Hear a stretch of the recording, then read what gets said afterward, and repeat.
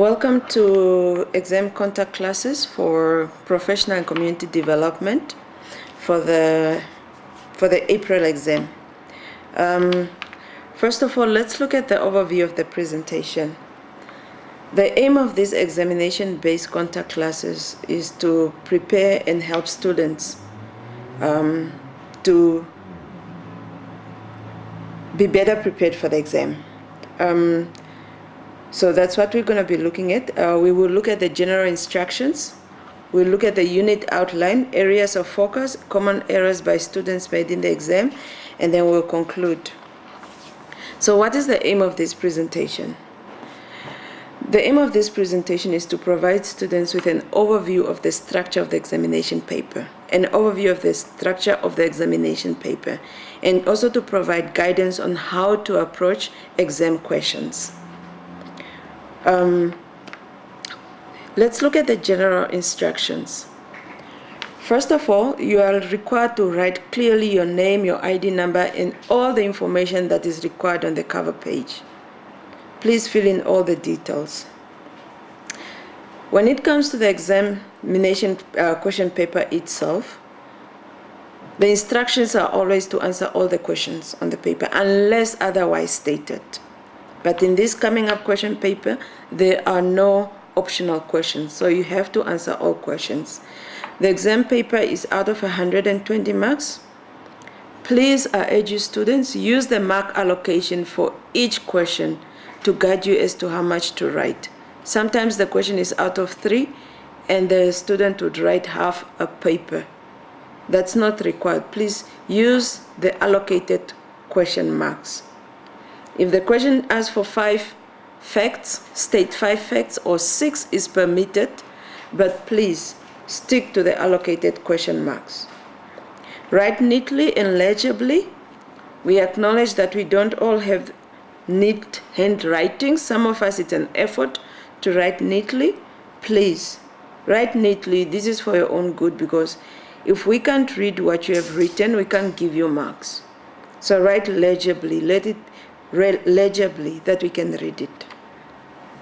Another thing that we want you to take note of is consider the level of the verb.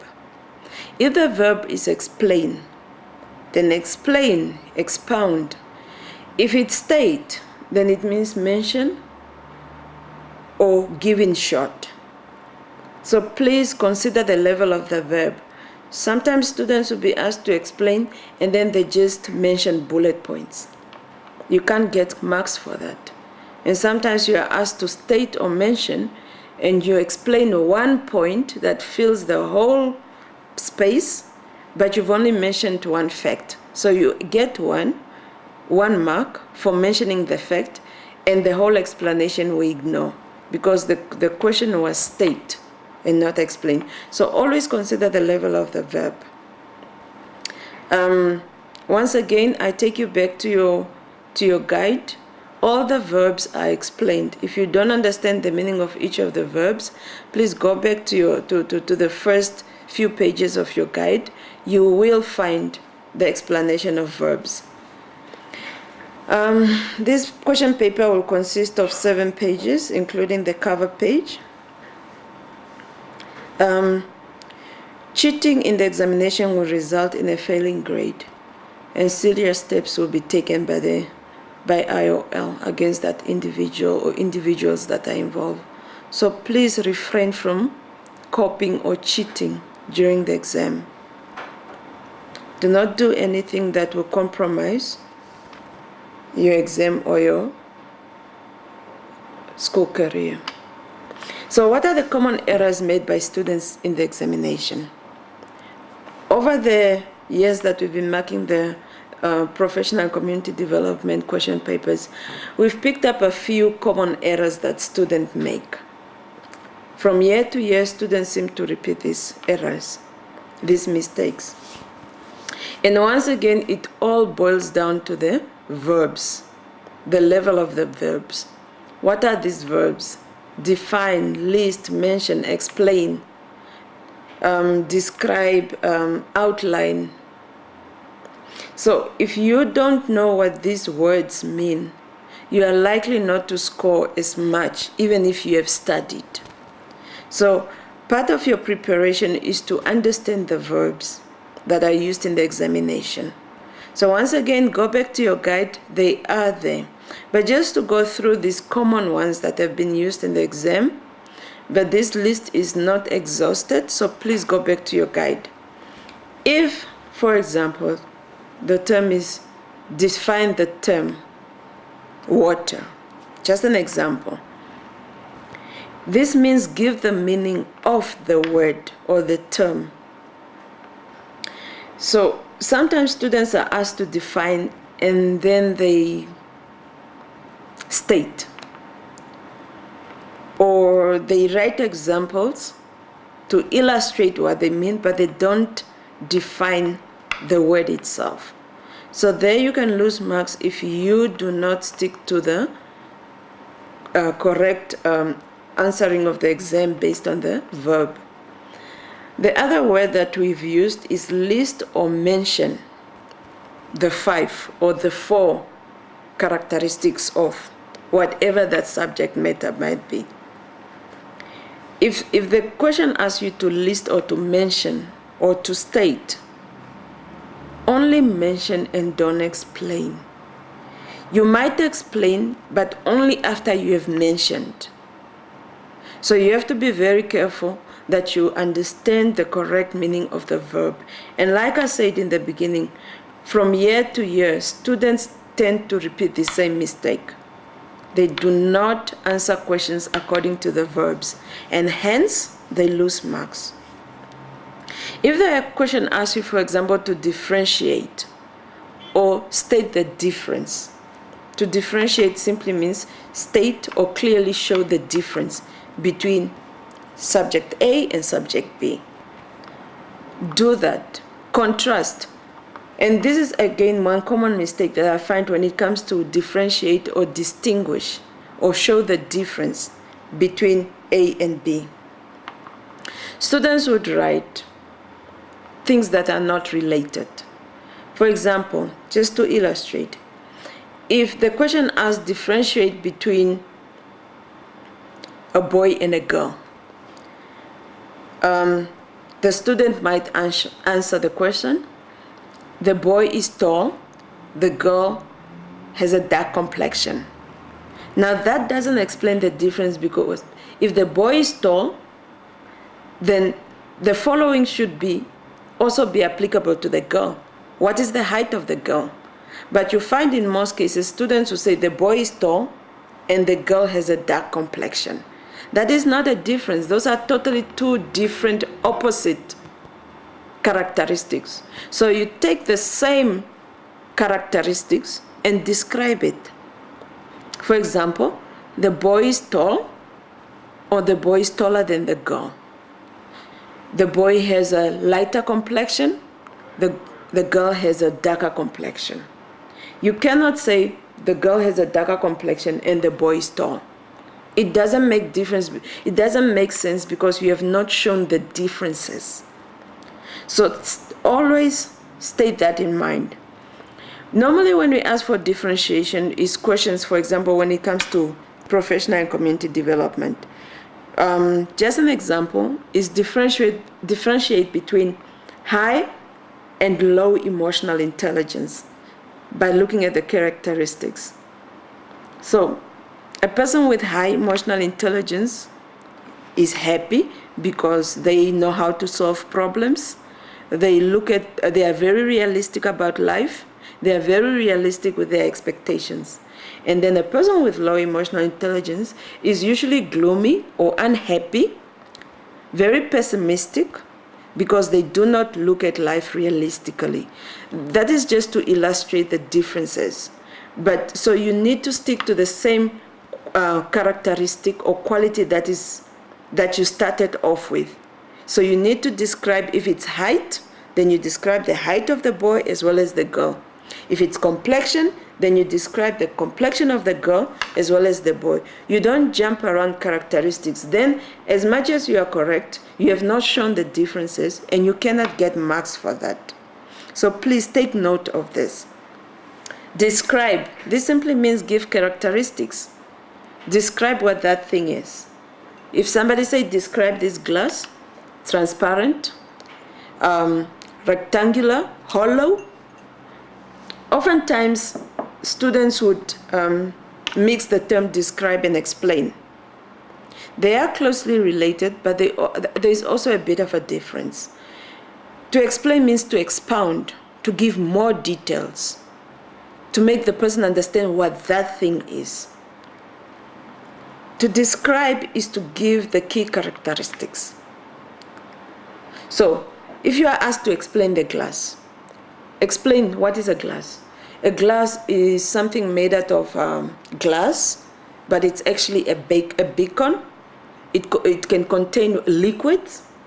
It's used for holding water to drink. That is an explanation. But if you are asked to describe it, then you look at its characteristics. You look at how it looks, how it behaves. It's glass. It's hollow. So it's very important to understand the words, the verbs, in order to answer questions. Oftentimes, and this is such a very sad part of marking exam papers, because you can see that the student understood the content but failed to put the correct answers at the correct places. For example, if two questions follow one another, give the principles of community development. And then another one is describe community development. You find that some students might write the same answer at both places simply because they did not understand the verbs. But you can see in the explanation that all the information is there, but it's not well structured to answer the question. Now remember, academic training or academic schooling of high institution is supposed to prepare you to be an academic. So we cannot give you marks by digging the answer or looking for an answer with a microscope. Just because the information is there does not mean that you get the answer. You can provide the answer, but if it's not in line with the question, you still cannot expect to get marks. And sometimes, even with assignments, students would call afterwards and ask for their marks. Just overall, just to wrap up what this means, for example, there's always a question that I like very much, to criticize a letter, criticize a cover letter for an application for employment. And students would write, according to the guide, you must do this, you must write the address, plus the employer, your prospective employer where you are applying's address, you must write the date. I won't give you marks because you have not answered the question. The facts that you have stated are correct, but you have not put them in the context of the question. That means you've not understood the question. The question is criticize that letter. So you need to be able to say, in this letter, there is no date. And a date is required, or you are supposed to write a date. You can answer and say, in this letter, the address of the employer is missing, and a covering letter should have an address of the employer or the prospective employer. You can't say the letter should be signed. I will not give you marks because you have not answered the question. The question is to criticize, but if you state the facts that the writer of the letter has not signed the letter, then that you can score marks because it means that you've understood the question. So when we answer examination papers, it's not just for you to throw back to us what is in the guide, it's for you to display and demonstrate understanding of the content and also to demonstrate understanding of academic writing. So you've got to understand the question and its meaning. So study the verbs and answer accordingly. Another common errors by students made in the examination paper is confusion over concepts. Now remember, the name of this course is Professional Development and Community Development. Professional and community development. That means professional development and community development. Put together, professional and community development. You have got to understand these basic concepts, because if you don't understand from the title of the course what this course is all about, then forget about understanding the content. And this is what comes out when we mark the examination papers, is that the student has not understood the subject, what the subject is all about, and the basic concepts of the subject. And so it becomes very difficult to answer following questions if you cannot understand the title of the course and be able to explain it. And to tell you the truth, if you understand the content, just understand it, not study it. If you can just understand the content of the subject, you can be sure that you can score a 50% without deeply studying the content. So many times students fail, not because they have not studied, but because they have not understood the content. So there are terms that they confuse: community development and professional development. If you ask what is community development, some students will give you the definition of professional development, or vice versa. So it shows that the student has not understood what the subject is all about, which makes it then difficult for them to answer subsequent questions. The other concepts that students confuse or sort of interchange is teaching profession values and values of professional development. Please look it up, because these are two different concepts, but when you ask the question, you find students writing the same answers or interchanging the answers. So, the word value in itself, please, I always ask students to use the dictionary, because just like any other language, English has words that have double meanings depending on the context. For example, we all know a bank is a place where you go to keep your money, to deposit your money, or where you go and withdraw money. That's a bank. But we also talk about a bank of a river. That is the part of the river that's close to the edge or to the land. It's called a bank. So depending on the concepts, some words have double meanings. So when we talk about teaching profession values, the values of the teaching profession, and the values of professional development, we are talking about two different things. In the first one, the values means the code or the moral conduct or the qualities that guide the teaching profession. In the second example of values of professional development, in this case, value simply means the importance of professional development. So it's very important when you are studying at an institute of higher learning to use a dictionary, because from my personal experience, I've picked up more vocabulary from my institution of higher learning than from high school or primary school. So within the next 3-4 years, you will pick up vocabularies. You will be introduced to words that you do not understand, and you need to use a dictionary. So students, I urge you, when you study for this course, use a dictionary when you don't understand words, and you will come across this. Professional community development has a lot of vocabularies that you need to take into consideration when you are studying. Also, another concept that I find students confuse: code of conduct and conduct of teachers. Once again, the English language is like any other language. Same word used in the different context means different things. So the code of conduct, we all know what the code of conduct is the laws or the rules that regulate the profession that we sign for, code of conduct. You can look at the textbook definition from your guide, code of conduct. And then there's conduct of teachers. In Another meaning for conduct is behavior or manners or attitude. So in the second example, conduct of teachers, it simply means the behavior, the conduct of teachers, the behavior of teachers. So these are the words that I find that students oftentimes confuse.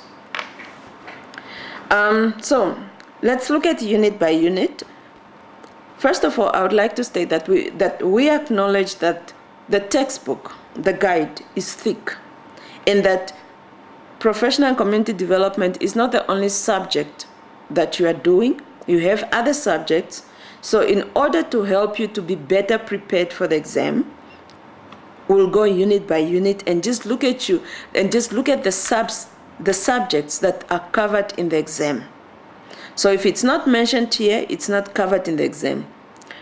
Once again, we would like to say that we're not giving you questions. And do not only focus on your assignment when you study for the exam, because the assignment is supposed to prepare you for the exam, not really in terms of content, but in terms of question formulation. Because it would be futile and ineffective for us to repeat questions from the assignment in the exam. We cannot repeat questions from the assignment in the exam because you know the answers, you've worked on the answers, but we are looking at the question structure and academic writing and trying to cover the content as much as possible. So the following is narrowed down, so it should prepare you for the exam. And most of the time, it's very easy to pick up students that have attended the preparation classes and those that have not. And the differences is in how they answer questions. Like we said, the guide is thick. You cannot read it cover to cover and expect to pass the exam. So we've narrowed it down for you. So let's go unit by unit and look at the topics that are covered in the exam. So looking at unit 1, and we'll go by unit, not really by questions. So let's go unit by unit. Unit 1. The chapter on unit 1, issues of the teaching profession and professionalism. The following is covered in the exam, but not being specific. It's very important for students to understand the professional roles and responsibilities of teachers related to functions. Now, if you look at your guide, the roles and responsibilities are broken down according to functions related to the school, related to teaching, to the community, to parents. So they are broken down. So it's very important that teachers understand the teaching roles and responsibilities separately. Because oftentimes, just an example, not to say it's in the exam, what are the professional roles and responsibilities of teachers related to the school? And you find students answering to prepare lesson, to prepare students, to give students homework. The question is about related to the school, not to teaching duties. So you don't score any marks. They are roles and responsibilities, but they are not for the school. And sometimes you find students, especially when this question is asked in the assignment, or a similar question is asked in the assignment, that students demand their marks. So it's very important for you to go through the book and know the differences. What are the professional roles and responsibilities of teachers related to the different functions? Functions towards the school, teaching duties, the community, parents, and so forth. Another thing in Unit 1 that you need to take cognizance of is to know and understand the criteria for any job to be regarded as a profession. Now, this is a big hiccup with students, because in that chapter about profession, so many things are being repeated, but in different contexts. So when you ask students for understanding of that chapter, you find that students don't really know where the information fits. For example, for all professions, for all jobs to be regarded as professions, they need to fall under certain criteria. Now, teaching is a profession, is regarded as a profession. So is nursing, doctor, social work, accountant, so many of them, plumber, so many of them we can mention. But for them, there was a time where they were not regarded as professions, and for them to be regarded as professions, they needed to fulfill certain criteria. It is those criteria in the guide that we want students to be familiar with. It must be regulated by a body. It must have a knowledge base. It must offer service, and so forth. So sometimes when they ask students, is teaching a profession? They would say yes. Explain your answer. Then that's where things start going wrong. So it's very important that you go through that chapter and understand that. And if you don't understand what I'm trying to tell you now, please go back to the YouTube, to the IOL YouTube channel, and look at the discussion on that chapter. Now, the other thing that we want students to understand is, once again related, why teachers are called professionals. So the first one is generally, why are certain professions regarded as, certain jobs regarded as professions? Why not others? There are many things that people do that are just not regarded as professions. They are work, but they are not regarded as professions. They're probably not regulated by a body. They don't have a code of conduct. Maybe they offer a service. For example, someone who a hacker who hacks into other people's accounts, why is he not regarded as a profession? So, before you can come to understanding why teachers are called professionals, you need to understand why are certain jobs regarded as professions and not others. Then through that criteria, you realize that teaching is regarded as a profession. Then you have to argue for the teaching profession, why it's regarded as a profession. Offers a service, it's regulated, and so forth. But it's very important that in your writing, you show understanding of the words profession. Because normally you would find students answering, yes, teaching is regarded as a profession because the teachers care for the learners. The parents also care for the learners. The neighbors care for the learners. Why are they not regarded as professionals? So it's very important that we stick to the criteria. So that's Unit 1. Basically, those 3 points, 3 topics, students need to understand to answer the questions. Moving on to Unit 2. Definition of professional development and its benefits and values to teachers and learners. It's very important that in Unit 2 we understand the definition of professional development. Once again, I'm going back to what I said earlier. Students mixing up the word professional development and community development. You have to know the difference in order to answer these questions. So, definition of professional development, definition of community development. You have to know them, and you have to know the differences. So, the second thing, what are the benefits or values? Again, importance. The word value can also mean importance. What are the benefits or values of to teachers and learners of professional development? What is a mentor and their duties? What are the duties of a mentor and what is a mentor? And before you can understand what's a mentor, you need to understand what is mentorship. And we know that mentorship is when a more experienced teacher, now talking about mentorship within the teaching profession, is when a more experienced teacher takes on the guidance and modeling to a less experienced teacher.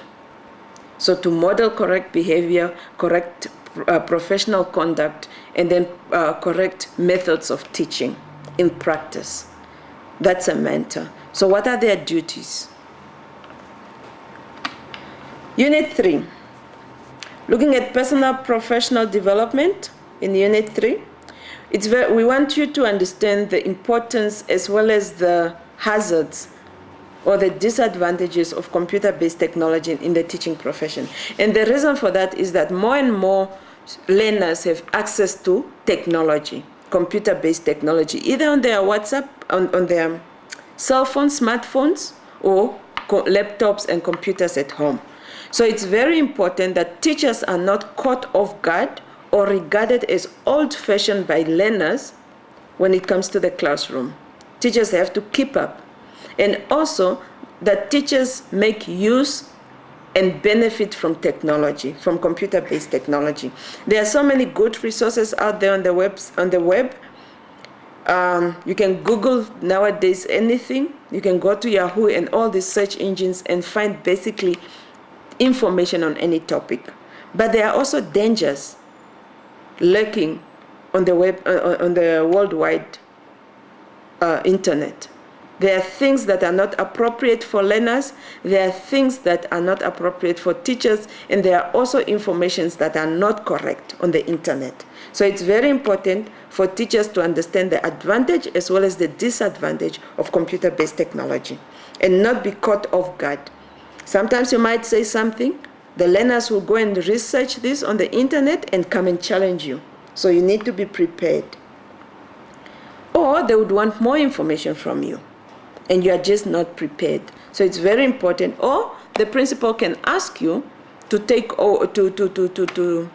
to use computers in your lessons. You can use YouTube, you can use other resources on the internet, and you need to get yourself ready for computer-based technology in the classroom. Another thing that we want you to learn to prepare for the exam in Unit 3 is the challenges that Namibian teachers face in the teaching profession. We all know there are a couple of them there. We list them: HIV/AIDS, poverty, high school dropout, teenage pregnancy, just to mention a few. So there are a few of them that are mentioned in the guide. Please go through them and know them. There will be a question based on this. Unit 4, community development, the roles of educators. Know the concept, community development. I think I've stressed that enough. Know and understand the aptitudes that are important for principals and teachers to be effective leaders and change agents. What makes an effective teacher or principals? Shared vision is one of them.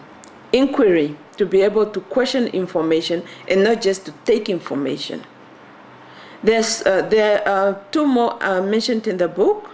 Please know and understand this part of the course, because I realize sometimes students don't understand this part of the course, the aptitudes, the qualities that make a leader in the teaching profession. What are those things? So please go through them. If the school has a vision, but the principal doesn't have a vision, the school won't move forward. If the school has a vision, the teachers don't have a vision, or their vision is not in line with the vision of the school, things won't move forward. If teachers don't question information, they don't update their information, they teach outdated models, then the school won't move forward, and so forth. So just go through there, read through there, understand it, and you'll be able to answer the question in the exam. And then we look at the principles of community development. They are properly outlined in the guide. I won't go into that. Teachers and schools' responsibilities in addressing poverty. If you just read through the guide, you should be able to answer the question.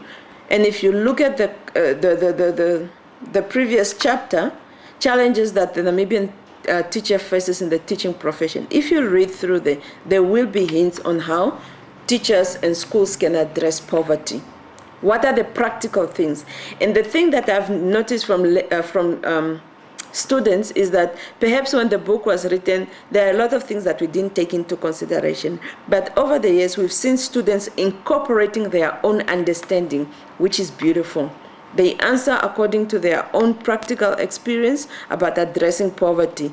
They mention things like encourage parents to register children for birth certificates, register children for welfare, refer children to social workers and the Ministry of Gender, or the school to start a feeding program, or the school principal to exempt or to find donations for students who can't afford school-related materials. Students come up with a lot of things that are not mentioned in the text that are just as important. So remember that the exam is to test your understanding and not just to see how you copy and paste the guide. Unit 5, Emotional Intelligence. Please be able to define and explain what emotional intelligence is. What is emotional intelligence?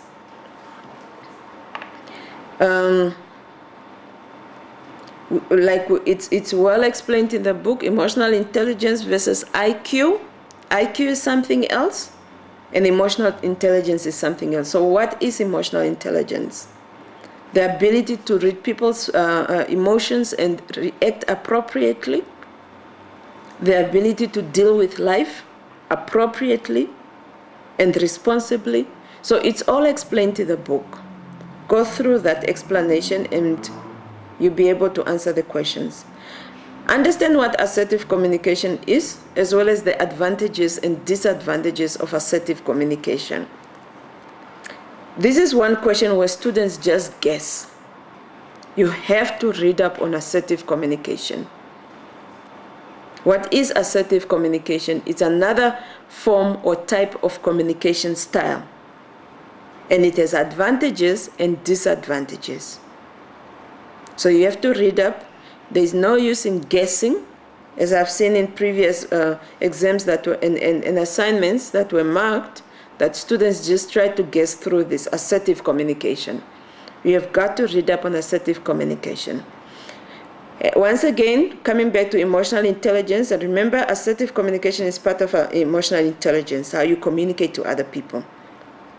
Characteristics of high emotional intelligence and characteristics of low emotional intelligence. You have to know them. Once you understand what emotional intelligence is, you will be able to understand the characteristics. When do we say someone has high emotional intelligence and low emotional intelligence? Moving on to Unit 6, Job Searching Skills. Know what a curriculum vitae is. What is a curriculum vitae? It's a Latin word. We normally just say CV, but the full name is curriculum vitae. So what is a CV and what is the purpose of a CV? Remember, in the guide, we also talk about a resume. But in this exam, we're not concentrating on resumes. We are concentrating on CVs. So what is a CV and what is its purpose? Interview skills. There are do's and don'ts of interviews. So when you go for the interview, there are things that you can do or should take into consideration, and things that you don't do. For example, you are supposed to be prepared for the interview, supposed to go through the job description, wear neatly and modestly. You're not allowed to wear sunglasses, so those are don'ts. Don't wear sunglasses. Don't ask panelists questions unless you are asked to ask them, or unless you ask permission to ask them. You are allowed to ask the panelists to repeat questions if you don't understand. So those are the do's and the don'ts. And you'll find a whole list of them in the guide. So what are the do's and don'ts of interviews? And then our favorite, how to write a letter of application. The reason why this question keeps appearing in the exam is that it tests students' ability to understand. It's a question that a lot of students fail, And this is just to force students to work harder. And it usually just reads the same. It's just that the content of the letter changes. So the letter that was in the exam of last year or in the assignment that you did will not be the same letter. So there will always be different letters. And it's usually critique the following letter. That's the question. Critique the following letter. And it's surprising and disappointing that students keep failing this question. And it all boils down to understanding the question. So read up on that and answer the question. Don't give me facts. Letters are supposed to be written like this and like this. You need to criticize the letter. Critique the letter. Okay, the last unit. How to start up an entrepreneurial business. Explain the term entrepreneurship. And then explain or know the steps to start your own business. What are those steps? So basically, every question will be more or less based on what we've just discussed from Unit 1 to 7. In conclusion, study and study to understand. Don't just memorize, because the problem with memorizing is that if you don't understand the question, even if you've memorized, you won't be able to answer the question, or you might put the answers at the wrong places, simply because you have all this information in your mind and you need to get them out. It doesn't guarantee you marks. So study and study to understand the questions, to understand the content. Then you can answer the question. In conclusion also, write legibly. We all have creative handwritings. Please, some of our handwriting are more creative than others. Write for the other person to read what you're writing. Write neatly and legibly for the other person to also read. The other thing that I would also want to stress is the verbs.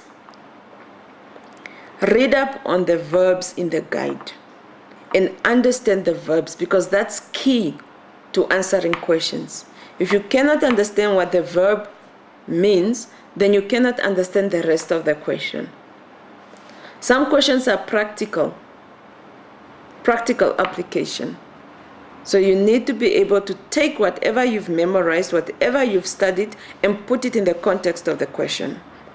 Thank you so much, and good luck and all the best for the exam.